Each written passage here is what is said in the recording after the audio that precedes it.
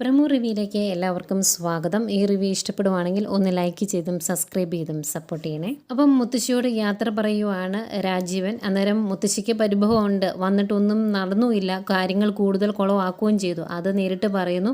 ഇത് കേട്ടുകൊണ്ട് വരുന്ന വൈജയന്തി പറയുന്നുണ്ട്, ഒന്നും നടന്നില്ല എങ്കിൽ ഞാൻ ആത്മഹത്യ ചെയ്യും എന്നുള്ള രീതിയിൽ സംസാരിക്കുന്നുണ്ടായിരുന്നു. ഏതായാലും എല്ലാവരും പ്രതീക്ഷിച്ചതുപോലെ തന്നെ ബാലേന്ദ്രൻ തിരിച്ചു വരുന്നു. അങ്ങനെ വണ്ടി വന്ന് നിൽക്കുന്നു. വണ്ടിയിൽ നിന്ന് അലീന ഇറങ്ങുന്നു. ഇത് കണ്ടുകൊണ്ട് നിൽക്കുന്ന ബബിതയ്ക്ക് അങ്ങ് സഹിക്കുന്നില്ല. ബബിത നേരെ അകത്ത് പോയി വൈജയന്തിയോട് ഈ കാര്യം പറയുന്നുണ്ട്.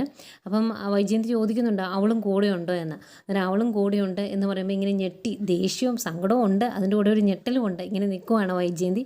അന്നേരമാണ് ആദ്യമേ ബാലേന്ദ്രൻ കയറി വരുന്നു. പുറകെ അലീന കയറി വരുന്നുണ്ട്. അലീനയ്ക്ക് ചെറിയ പേടിയും വിഷമമൊക്കെ ഉണ്ട് കേട്ടോ മുഖത്ത്. ഏതായാലും ബാലേന്ദ്രൻ വൈജയന്തിയുടെ അടുത്ത് ചെന്നിട്ട് പറയുന്നുണ്ട്, ഇനിയെങ്കിലും ഒരു മകളെപ്പോലെ കണ്ട് സ്നേഹിക്കുവാണെങ്കിൽ നിനക്ക് കൊള്ളാം. അതല്ല ഇനിയും യുദ്ധത്തിനാണ് ഭാവമെങ്കിൽ നിന്റെ ജീവിതം കൂടുതൽ ദുരിതത്തിലാകത്തേ ഉള്ളൂ എന്ന് പറയുമ്പം വിട്ടുകൊടുക്കാൻ തയ്യാറല്ലാത്ത വൈജയന്തി പറയുന്ന മറുപടി ഇങ്ങനെയാണ്, ആ ദുരിതം മതി, ദുരിതത്തിലാകും എന്നാണല്ലോ പറഞ്ഞത്, ആ ദുരിതം മതി എൻ്റെ ജീവിതത്തിൽ എന്ന്.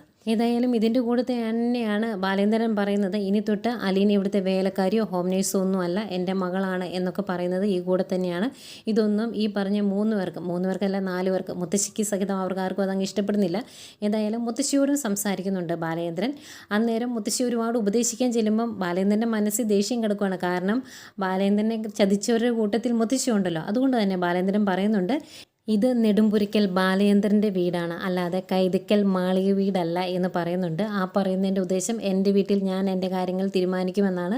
അത് മുത്തശ്ശിക്ക് വിഷമാവുന്നുണ്ട്. അതുകൊണ്ടായിരിക്കും ഇവിടുന്ന് പോയേക്കാം എന്ന് തീരുമാനിക്കുന്നത്. ഏതായാലും കൃഷ്ണമോളും പറയാനുള്ള കാര്യം മനസ്സിലാകുന്ന രീതിയിൽ വൈജയന്തിക്ക് പറഞ്ഞു കൊടുക്കുന്നുണ്ട്. വൈജയന്തിയുടെ കൃഷ്ണമോള് പറയുവാണ്, ഇനിയും അച്ഛനോട് യുദ്ധം ചെയ്യാനാണ് അമ്മയുടെ ഭാവമെങ്കിൽ അമ്മയുടെ ജീവിതം തോൽവിയുടെ പടുകുഴിയിലേക്ക് വീഴും എന്ന് പറയുന്നുണ്ട്.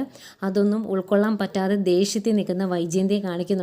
ഇനി പരസ്പരം അങ്ങോട്ടും ഇങ്ങോട്ടും യുദ്ധം ചെയ്യുകയേ നിവൃത്തിയുള്ളൂ. പക്ഷേ കൃഷ്ണമോള് ബാലേന്ദ്രൻ്റെ കൂടെയുള്ളത് അവർക്കൊരു ബലമാണ്.